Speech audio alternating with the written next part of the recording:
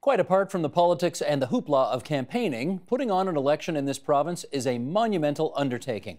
It's all ultimately the responsibility of Ontario's Chief Electoral Officer, Greg Essensa. He is head of Elections Ontario. That's a nonpartisan office of the Legislative Assembly, and he joins us now for more. Nice to have you back here. Thank you very much, Steve. You seem to visit us every 4 years. I wonder do. why. I do. Wonder why.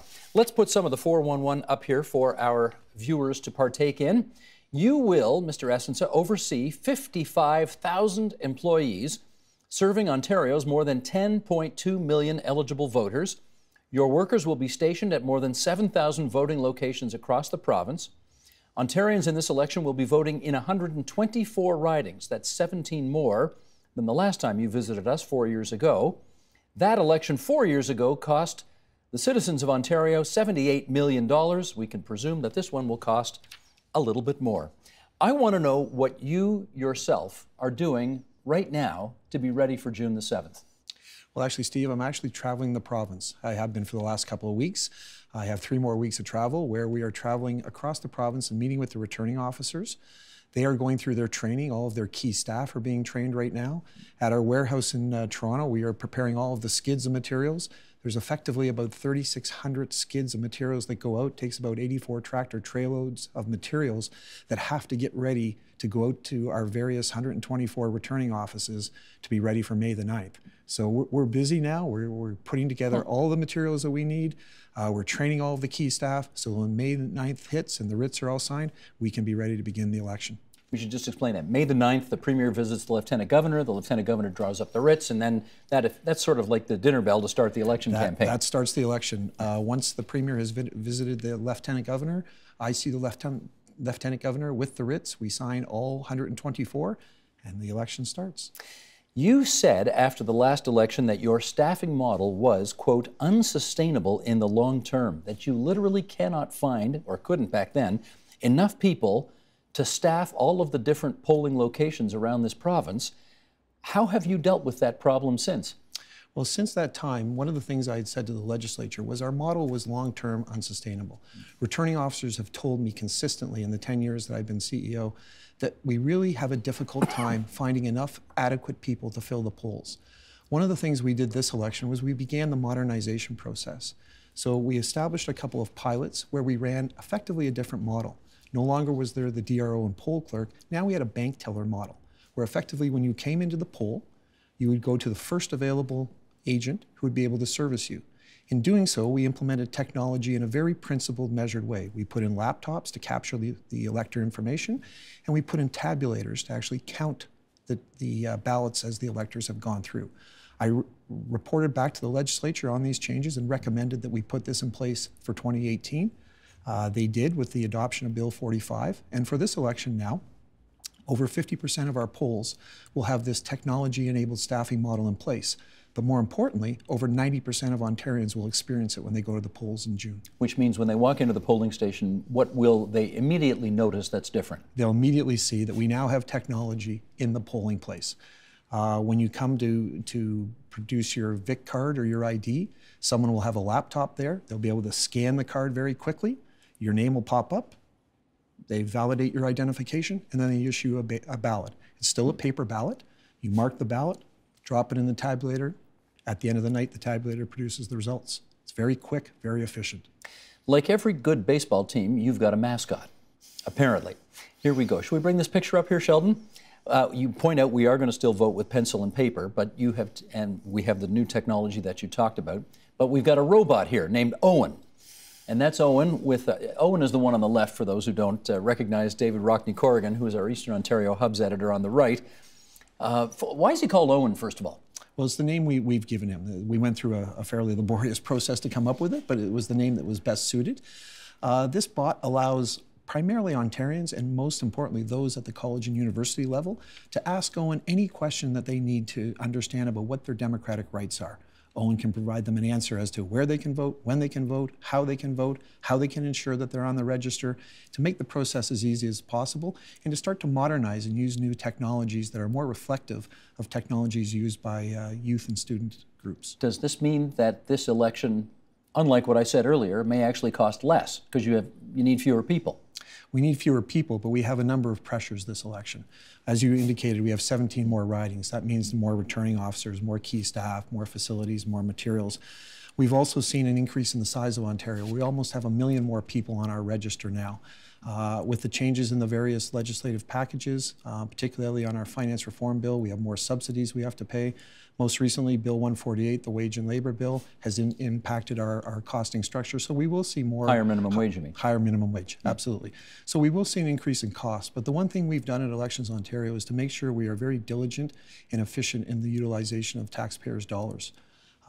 Traditionally in Canada, an electoral management body, the cost of an election is somewhere between $11 and $15. In 2011 and 2014, we were under 10. So per person? Per person, yeah. Now we're going to be somewhere in that $11 to $12 range. But we're just finalizing those figures now. Have you been able to bring in any changes, presumably with technology, that will make it easier for people with disabilities to vote? Yes, we for this election, we have accessible vote counting technology available in our returning offices and in our satellite offices. It's available for 12 days. It allows those who have some form of a disability the ability to vote completely independently. There's sip and puff technology, there's paddles technology. For those who might have some visual impairment, they can vote completely independently. As well, this election, what we are doing is we've adopted a new policy to allow the disabled community to come to the poll, and if they have some device on their phone that they utilize in their day-to-day activity, we're allowing them to utilize that device in the poll to be able to either read the ballot to them or decipher the information in a manner that they're familiar with. And have you talked to David Lepofsky from the Disabilities Association group to make sure that he's happy with what changes you made? We have a disabilities consultants group that we have gone back to 3 or 4 times to make sure that the information that we are providing and the advice that they are giving us is accurate and that we can install that for the 2018 GE. Okay. Last time, again, 4 years ago when you were in that chair, you said you had not yet found an online voting system that gave you enough confidence that you thought we ought to implement that in the province of Ontario. And I don't suspect that anything has happened with elections elsewhere, namely the one to the south, that has made you change your mind about that. Is that right? That is correct. We constantly are looking at internet and telephone voting. We did a large research survey into that in 2013. And what I said in that survey at the time to the legislators is we've not found a solution that meets the core principles, the core covenants of our democracy: integrity, transparency, secrecy of the ballot, one vote per voter. And until we do, we likely won't come forward with that. But what I also said to the legislators is we do need to turn our minds as Ontarians to the day that is coming, because I do foresee that day. There are a number of groups that are working on authentic digital identity. And once we see that technology improve itself, there will be a day where I do believe that might be a possible viable solution for us. Do you know whether or not the citizens of Ontario actually want that? Well, that's an interesting question, actually, Steve. Since 2003, we've been asking Ontarians, what's their view towards online and internet voting? 2003, 2007, 2011, we were seeing this steady upwards climb, 52, 53%. 2014, we saw a sharp decrease, down to 47%. So when we went back and asked the company that did the survey for us, and they said primarily it's because we're seeing a number of hacks and a number of things in the industry now, and Ontarians as a whole are a little bit more nervous about that. The integrity of the system kind of is important, wouldn't you agree? Absolutely, yeah. Number one job of mine. We have shown you this information before, but it's still pretty stark, and therefore it bears repeating. Sheldon, you want to thank you, we'll bring this up here. What we make of Elections Ontario. Apparently, 92% of voters in 2014 were satisfied with their overall voting experience. 92%, that's a pretty good number. Of the citizens who were surveyed, 89% were aware of when Election Day was happening, and 83% were aware of the voting process. When they held elections once upon a time, and I'm going back to before World War II now, 3/4 of the people turned out. And then on an almost inexorable decline, we now find that barely half the people in the province of Ontario, half the registered voters, are participating. I'm trying to understand this disconnect because we saw on the previous chart that people know there's an election happening. They say that the election experience was pleasant, and yet the decline continues. What do you think is going on? Well, Steve, I honestly believe it's a real shared responsibility when it comes to voter turnout. At Elections Ontario, we have a clear role. Our role is to ensure every Ontarian knows where to vote, when to vote, how to vote, and what they need to do to vote. But the why proposition is really shared. We certainly have a responsibility to talk about the importance of voting in a healthy civil society. But it's also shared with the parties and the leaders. They set the policies and platforms under how they wish to govern our great province. It's shared with the local candidates. They provide perspective on issues that are important to their constituencies. Shared with folks like yourself, the media. They follow the comings and goings of Queen's Park and the leaders and the platforms. They provide opinion and op-ed pieces. And finally, it's shared with the voter. The voter themselves have a role to play. And in our great democracy, they have a choice, how they wish to exercise their right to vote or how they wish to participate. I do worry about legitimacy, and by that I mean, I'm not picking on this government because you could say it about previous governments as well. The current government of Ontario got elected with about 38% of the total votes cast, but only half the people cast ballots, which means that you've got a government in place right now put there by 19% of the voters, and they've got 100% of the power because it's a majority government. Does Elections Ontario have a view on whether or not that raises questions about the legitimacy of whoever wins? I'm not picking on any party in particular, but whoever wins, given that little participation. I don't think we venture into that public policy debate because our role is to ensure that, as I say, every Ontarian knows where to vote, how to vote, where to vote, and what they need to do to vote. We effectively throw an election for all 10.2 million Ontarians, and we want to see all 10.2 million Ontarians participate. I also have a mandate to break down the barriers to voting. So those groups that have difficulty accessing the vote, whether it be Indigenous or Aboriginal communities, New Canadians, homeless, etc. And we have programs designed where we're actively engaging those groups in outreach activities to make them aware of what their options are so that hopefully we can see those numbers start to increase. Greg, I'm told that in the last election, 2014, we had the highest ever number of decline ballots, where people come up, they go through the process, a person hands them the ballot, and then they say, no thank you, I'm not voting. I want you to register the fact that I'm not voting. I'm sort of protesting the fact that I don't like any of them. Apparently almost 30,000 people last time did that. What do you think that says about the state of our democracy? Well, under our electoral law here in Ontario, you can decline a ballot, as you described.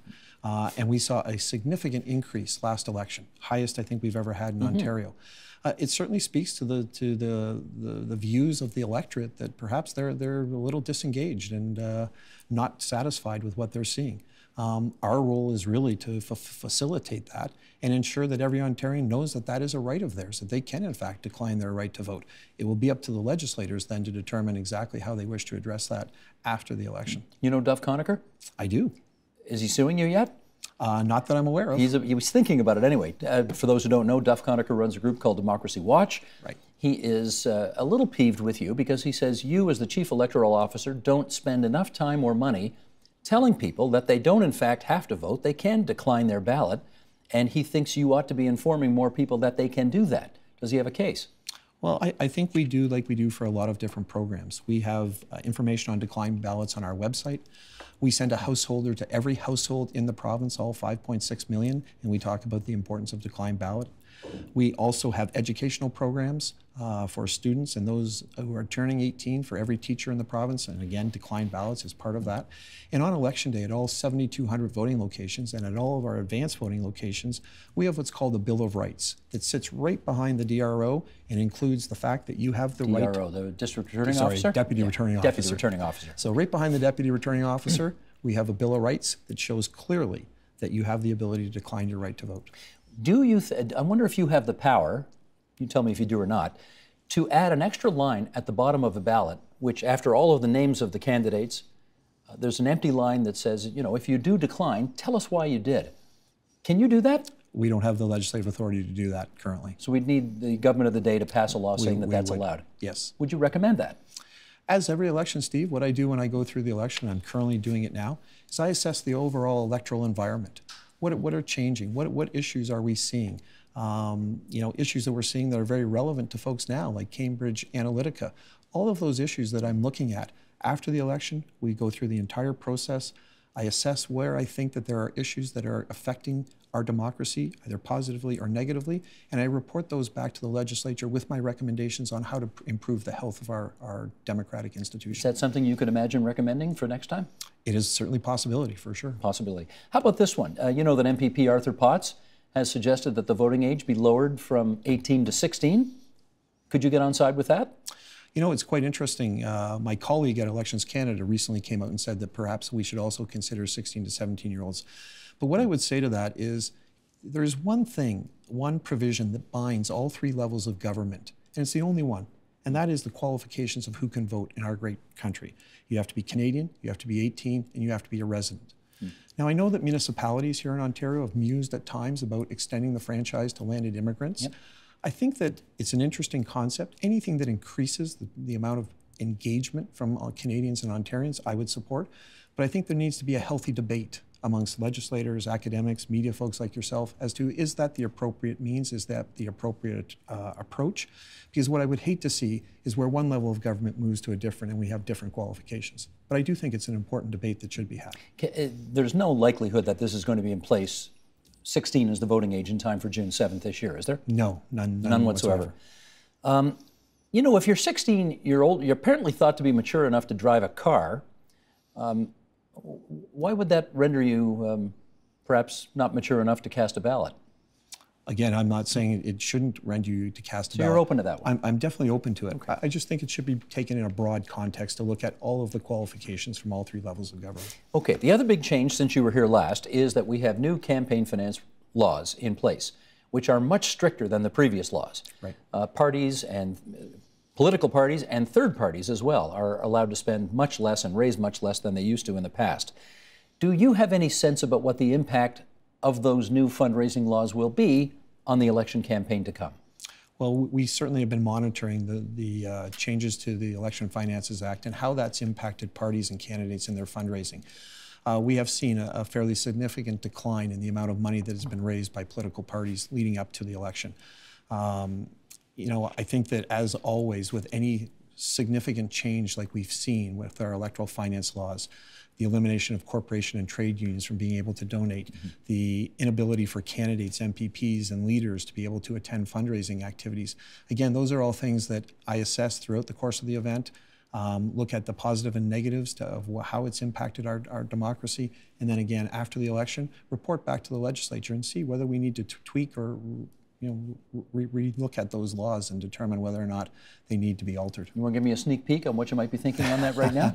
Not quite. I'm not quite there yet. eh? I want to see how it actually unfolds during the writ period. I think that's the real key period, because that's when we really see what political parties do, how much money they can spend, and how they actually can engage with the electorate. So from my perspective, from the analysis perspective, that's the important aspect, is to look at them. I want to ask you whether you think your net ought to be cast wider. And by that I mean this. You're obviously in charge of the elections right now. But of course, for political parties to run candidates, they themselves have to go through nomination meetings and their own in-house processes in order to come up with candidates to put on the ballot. I think mostly the Progressive Conservative Party of Ontario has had the toughest time with those nomination meetings. They would tell you because they think they're going to win, and therefore people are cheating like crazy in order to get the nominations at the end of the day. And there has been a lot of cheating. There's been some malfeasance, some cheating, some ballot stuffing, all kinds of nefarious things done, again, mostly by the PC party, in order to get these nominations, because they assume that you win the nomination, you're going to win the seat. At the moment, you don't have any carriage of any of that, right? The only carriage I have is on the financial side. So candidates who run for leadership contests, like the most recent PC leadership, they must register with my office, and then they have financial reporting requirements. So once 3 months after the event, they have to file a financial statement with us, which we audit to ensure that it's in accordance with the law. But that's all horse out of the barn already. My question is, would you, as Elections Ontario, a nonpartisan organization, like to be responsible for running all of the nomination meetings that the major political parties of this province undertake to come up with candidates? I think that's something we would have to assess before I'd be willing to give a final answer. We have 21 political parties here in Ontario. They are all independent. They have each of them have their own constitution in how they elect their leaders and their nominated candidates. Our role has never been to be involved in that aspect of the electoral arena, But it is certainly something, you know, I've been asked many times by other media types, should we be involved? Certainly something for us to assess and to look at. And likely I'll have some commentary on that in my post-event report. You keep hinting at this post-election report. I think we are going to need to read this and find out what your recommendations are going to be. Well, I hope most Ontarians would look at that, because my job is to protect our democracy. My job is to ensure that the integrity, the transparency, and the health of our democracy is maintained. And I take that very seriously. So I do, as always, after every election, make recommendations on how we can improve upon it. And do they take your recommendations? They have, quite significantly. I've been quite happy with the number of recommendations that have been adopted. We've had significant change leading into this election. But as always, there's always opportunity for improvement. When in doubt, send a kid to do an adult's job. Sheldon, go. Come on, Ontarians. Come on, Ontarians. Come on, Ontarians. Do it today. We're challenging you. We're challenging you. We're challenging you to get on it. Click, check, register.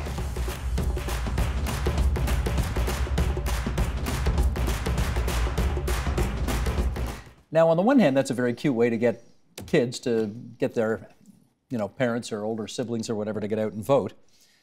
But you are kind of pulling a bit of a guilt trip there too, aren't you?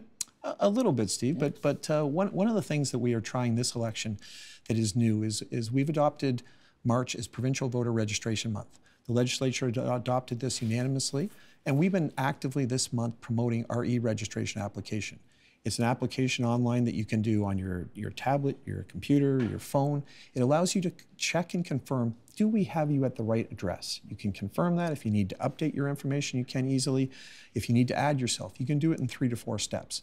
And the importance of this is, with all of the changes we've had to the ridings this election, we've gone from 107 to 124, but the cascading impact has meant that about 80% of the ridings have had some change. So the traditional voting location that you might have normally gone to might have changed because of all of these alterations in the boundaries. We want to ensure that Ontarians check their information so that we can get you that card. Because if we get you that voter information card, you'll know where to vote, how to vote, when to vote, all right at your fingertips, and you can make an informed choice on how you wish to participate. For what it's worth, I did just what you suggested, and it took about 10 seconds and was really easy. And I was on the list and everything's good. That's great to hear. And I intend to vote. Do you intend to vote? I can't vote. No kidding. I'm effectively the referee. So I do not participate because I'm the one who has to arbitrate disputes. Sometimes there are disputes between parties during an event, so I do not vote. As long as you have been Chief Electoral Officer, you have not cast a ballot? Not provincially. I do take advantage of my right federally and municipally, but not provincially. Okay, so if you could cast a ballot in this upcoming election, who would you vote for? Just tell me. Come on, just tell me. I'm completely impartial. What I'm looking for is to ensure that the electoral process goes off smoothly. And we wish you well with that, because as we've seen around the world, given the shenanigans of hosting elections nowadays, it ain't an easy job. Greg Essensa, Ontario's Chief Electoral Officer. See you in 4 years, or are you going to be gone by then? Well, no, I'll be back. I'll see you in 4 years. You got it. All right. Thanks, Greg. Thank you. The Agenda with Steve Paikin is brought to you by the Chartered Professional Accountants of Ontario, helping businesses stay on the right side of change with strategic thinking, insightful decisions, and business leadership. Are you on the right side of change? Ask an Ontario CPA.